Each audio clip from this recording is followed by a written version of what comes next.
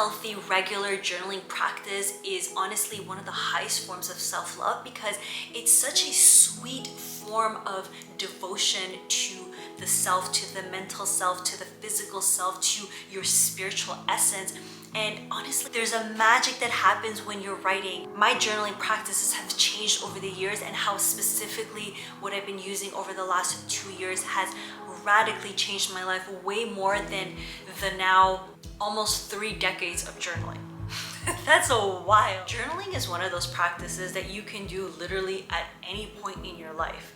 It will help you improve your self-confidence, improve your mood, alleviate stress, boost your creativity.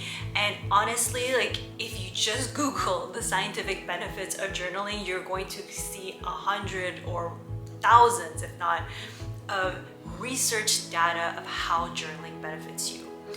Before we get going, hi, my name is Atena. Welcome to my channel. On this channel, we learn to love ourselves unconditionally and we manifest our dream realities. So if that is something you're interested in, you should consider subscribing. Personally, I've been journaling my whole life. Like, I remember in grade school picking up a diary and just writing. Now, I wasn't conscious of the scientific benefits then. I think I was just a kid, just trying to figure out where to put my thoughts. But I started really consistently journaling at the age of 12. And I don't remember the reason why I started consistently journaling, but I feel as a teenager, I really wanted a safe space where I could really put all my secrets, really be honest and like unapologetically unfiltered, because I feel like many of us, and like, let me know in the comments if you relate, there's always things that I was anyways, now less, but was hesitant to share with friends, to share with family. I think that we all need that safe space for ourselves, with ourselves. So if you relate to that, let me know, because I feel like that's really why I started journaling. And so as I got more and more familiar with journaling, one thing I noticed is that I would buy these really thick journals, and I would take about 2 years to complete a cycle. So I wouldn't write every single day. Like, sometimes I would, and then sometimes I would take like a week or 2 or even like a month break. But I kept writing, and I kept writing the narrative, and I would throw in different practices. Like, one of the ones I really love is morning pages, where basically you get up in the morning and you write 3 pages, like unfiltered, nonstop. That's a process I learned through the book, The Artist's Way. But even as I did that, like, I would do that in what I would call like a throwaway journal. Like, I would get a cheap, like just a cheap thing to write in, and I would basically recycle it. The other journals, I kept them. I still have them in my home, like in a box. And there was a moment, I would say, I think I was like around, like in my 20s, I had this deja vu feeling. I had this insight to go look at what I wrote last year around the same time, because I was still in that 2-year cycle of the journal. And I will never forget this day, because I had written exactly the same day 1 year earlier, and I had written the exact same thing. So I noticed that even though I thought I was doing growth and development, I was achieving different things in life, I was achieving different milestones, like I was going through university, I was traveling the world, I was having new experiences, deep inside, I was still stuck and trapped in this one emotional place.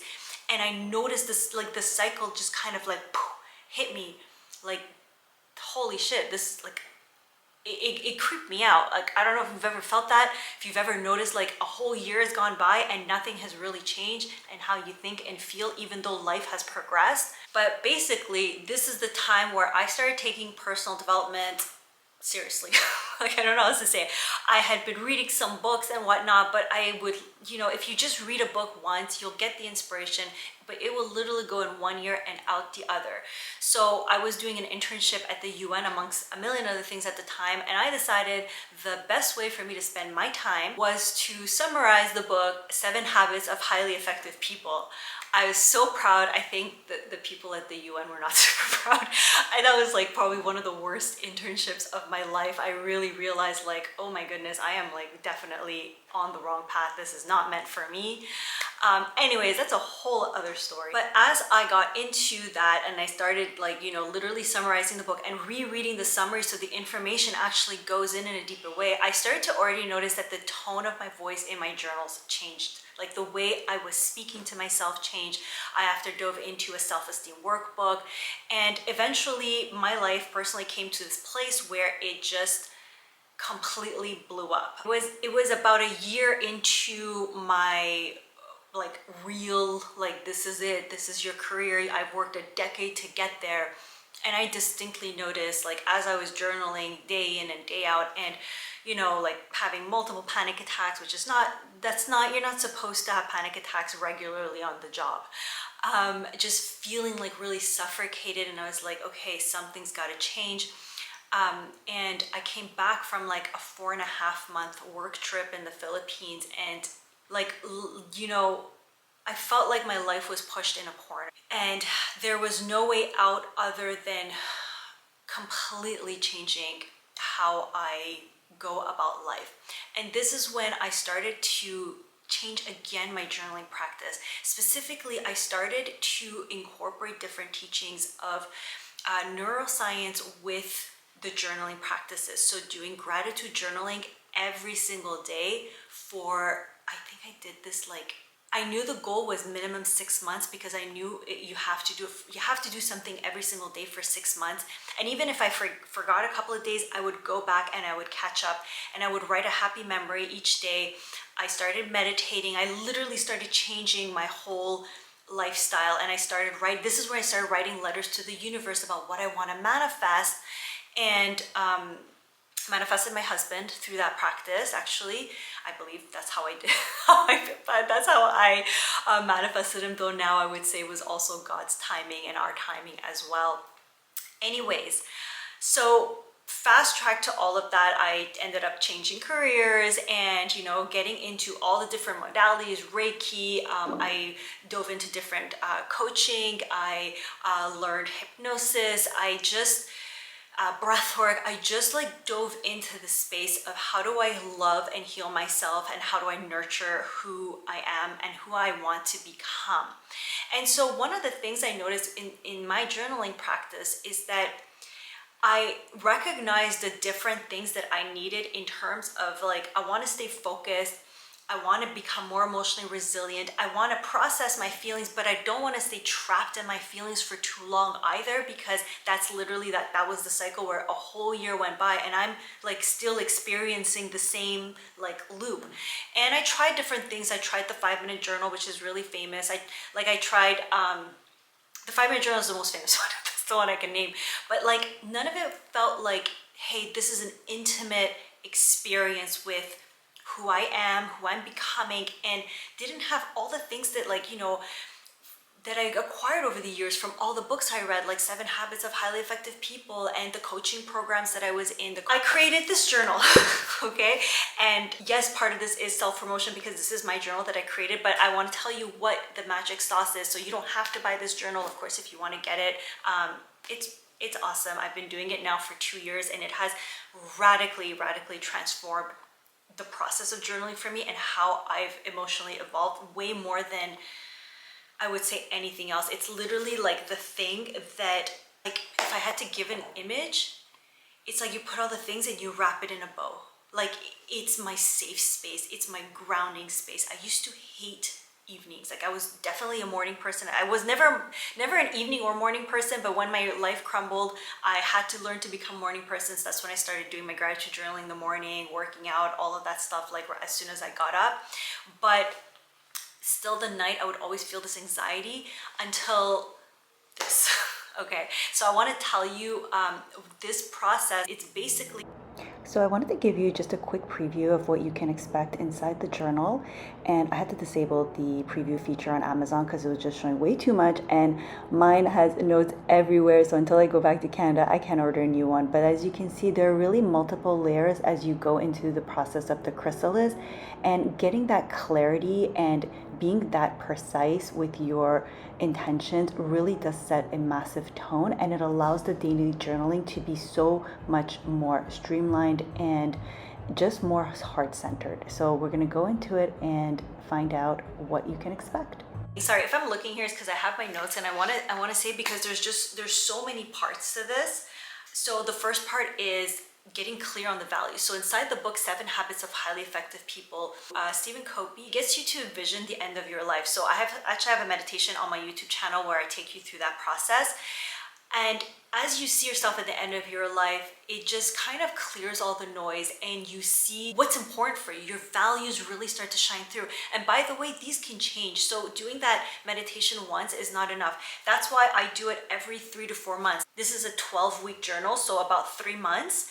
And so every 3 months, then I take a little like 1 to 2 to 3 week break. I'll redo the meditation. I will rewrite my life manifesto. So just to get that clarity, like, am I still feeling that? Is there something new that comes to me? So having that at the forefront of my mind, like 3 to 4 times in the year, has been monumental, versus before where I wrote it once or like maybe twice in 5 years or a decade. Like, that practice in itself is it's very much a game changer.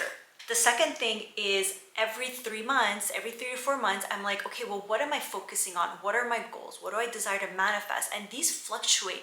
Like, sometimes, like, my biggest focus is right here on YouTube, and I'll continue that effort and I continue it, and I'll have different things. Like, I want to learn how to use my voice more clearly. So what are the things that I could do, or who is it that I need to become to activate my throat chakra? And so as I do that, I also put, what are the stories that I need to embrace, to let go? What will I gain? What will I lose from the process of going into this focus state of life? And the reason why I think it's so important for us to be conscious is that we are always telling ourselves a story. Like, whether you are conscious of it or not, especially when it comes to your self-concept. Your self-concept is how you perceive yourself, is how you perceive your life. And every now and then you might get conscious clarity on a story, but when you literally like write it down, say, these are the stories that I want to embody. And as you say that, it's like, okay, but I can't embody this story if I'm hanging on to this victim mentality of mine, or if I don't want to forgive this part of my past, or if I want to constantly blame the situation. A lot of it is also about forgiveness and letting go, and knowing that we're going through different phases of life, and then creating this contrast, because our mind is always operating on risk and reward. So when you're diving into the unknown and you're using your journaling practice to get you from one place that you're familiar with, get you to travel to a place that you're unfamiliar with, your mind is going to naturally resist, and it's going to want to understand what's at stake here. One of the things that I find that is the most powerful to, I don't know if it's like tricking your mind or hacking your mind, but it came to me when my life was crashing. I realized that if I don't make a change, I will never experience the life I feel that I deserve, or that when I go into that meditation of seeing the end of my life, I will never become that person if I don't. So the fear of the unknown is suddenly put on the other side of, if I don't do this, I will die with regret. And for me, that is enough to shake me to my core. And when I look at that, like, sometimes I need to look at it a couple of times. Like, I'll have a couple of weeks where I'm doing great, and then fear will really kick in. So when that fear kicks in, I look at that, I remember that. And so that becomes really important. And another practice that I put inside this journal is to have mantras. Mantras that you can call them affirmation. I just prefer the word mantra because for me it's like, it's more of a fluidity of life. It's more of an extension of life. And so what are my mantras for the next 3 months? Sometimes I'll keep the same mantras for 6 months or even 9 months. So I'll 3 cycles, because they are my life force energy. I'll breathe in the morning and breathe out and I repeat these mantras, and I'll even put a calendar reminder to just breathe in these mantras throughout the day, because again, for me, mantras are like life force energy activation. I also put in here what are, like, if I need to make a change to my day and night routine. Mostly my night routine is this. That's all I do. I go, I maybe I'll film it. I open up my hips. I do some stretches. I'm also certified in tapping, another certification. So I tap. I do some different breath works. I'll meditate, and then I will write in this section: seen, heard, loved, because it's so important for us to see ourselves, to hear ourselves, to love ourselves, to acknowledge where we're at. So that's like my night routine that is completely transformed. That's why I feel so good at night. I'm like, a moment of me to release the day and to also praise myself. I noticed in this journal that I am so much harder on myself than I thought I was. Like every time I write, I'm like, hey, wait a minute. Like I will catch myself often. Today was a great day. Why was there a part of my mind that was trying to say that I didn't accomplish enough, or that I was lazy, or that today was like, I catch this at night when I'm journaling. And so I'm just going to show you what I do anyways on a daily, and what you would do if you got this journal, is that in the morning you set an intention. If you don't set an intention for your energy and your focus of the day, you are by definition going to just go with the feelings. Every now and then I'll still falter, by the way, I'm not perfect. Like it will happen that I'll set an intention and at night I'm like, wait, what was my intention? I just don't remember. Like I'm a human, you're a human, we're not perfect. We can do our best, however, to put our best foot forward. So my intentions are highly linked with what I want to accomplish, and that's highly correlated with the stories that I'm changing, with the life I desire to embrace, with my relationship with the divine, with God, with the universe. And so as I set this intention, it just automatically now focuses me, because I did that pre-work before I even got going in the daily journaling. And I usually take about 2 minutes in the morning to set the intention, because I already have my to-do list. The intention setting is not a to-do list. It's like, okay, what's my intention, my energetic intention of the day?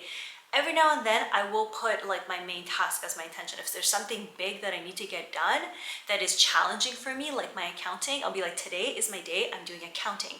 A lot of times for me, it's like being creative, being the CEO of my business, like just confirming that and reminding my brain, hey, this is the direction we're going. Do not divert. This is what you want. Writing the gratitude every night, or you can write it whenever in the day, and a happy memory, which I like to write in the evening, or sometimes I write it the next day, because sometimes my happy time is like, in bedtime. I don't know how to put it. Okay. At the start of each week, there is a quote and a little piece which I reread each time, because as I grow, I perceive things differently. And it just opens up the creative mind. That said, one of the things that also completely transformed how the journaling process has changed me is the weekly check-in. So I write, how did I embrace this week? So I will review the week just to make sure that, hey, how did the week actually go? I write, are there any repetitive stories that I noticed coming up that potentially stop me from taking daily action? I will call myself out. I will write, how would my higher self rewrite these narratives with kindness, with love, with a higher perspective? And how do I choose to celebrate my growth? It is so important for us to celebrate and recognize ourselves. In fact, it is one of the fastest ways to up-level your neuroplasticity. I don't know if that makes sense, but up-level how you perceive yourself and how you operate. So, sorry, I don't know if you can hear someone. The gym is just downstairs, and I think someone is having a lot of fun with the boxing thing. But do you feel how this has streamlined my journaling process? Like, it went from just sporadically journaling, and I still, by the way, have that diary, that the diary that I kept for 2 years. I still have that because I find it fun. It's different than this, okay? But this process has streamlined my spiritual growth, my mental growth, my manifestation abilities, and it has allowed me, like, if I notice for 3 weeks in a row that I'm going in the same cycle despite my routines, it's time for a change. I've also noticed one of the most distinct benefits is I am so much more confident in myself. I am so much prouder of myself because I go to bed happy. Like, yes, there are days that, yes, I do feel down, and yes, there are moments where I really, like, I've been going through several dark nights of the soul, but there's just such an art in when you do this process that you feel like you are, I call it step into the chrysalis for a reason, because it's like the chrysalis is like a fancy word for cocoon. It's where butterflies go. That's what I learned as I was going through this process. And so this is what it feels like when you got your own back, and you confirm the thoughts that you want to have, you process the emotions that feel trapped, you take full accountability for your life and your state of being. And so for me, I am eternally grateful that, like, all of the years and the hundreds of books that I read and the coaching process brought me to this place, because there was a moment where I just literally felt like I won't be able to reach that place, because it felt like I was constantly struggling to keep it streamlined and to have that really deep personal connection through the process of journaling, because that's my preferred practice. So let me know what your thoughts are. What are your favorite journaling practices? Again, this doesn't mean that I don't do other things. Like, I do things like word seeding, I do brain dumping, I still do the morning pages every now and then, I play around, but through it all, I do this every single day. And I will also say, very brutally honest, there are times, it has happened to me a couple of times, I think maybe 4 or 5 times over the last year, where I will feel like I am so not able to settle because things are moving too fast, or I'm going through, like I said, I've been going through quite a few dark nights of the soul. A lot of things have changed in my personal life over the last 2 years especially, that I almost like don't do it. Almost like just I don't do it. I will skip a few days, or it's happened that I skip a week. But what I do after is that I take a moment, I sit my ass down. That discipline is one of the highest forms of self-love. I will sit my ass down if I need a plant medicine or some CBD, THC to calm myself down, to say, you are going to take that moment to write. You are going to connect. It has completely changed the game for me. Thank you so much for watching this video. Please do give it a thumbs up if you like, and if you're on a personal growth journey, if you're on a manifestation journey, process to rewire to unconditional self-love, make sure you just make sure you do subscribe, because that's literally what all of this channel is about. And my gosh, it's like I'm like ready to move on because I think I'm hungry. This is literally what this channel is all about, and until next video, I'm sending you so much love. Bye.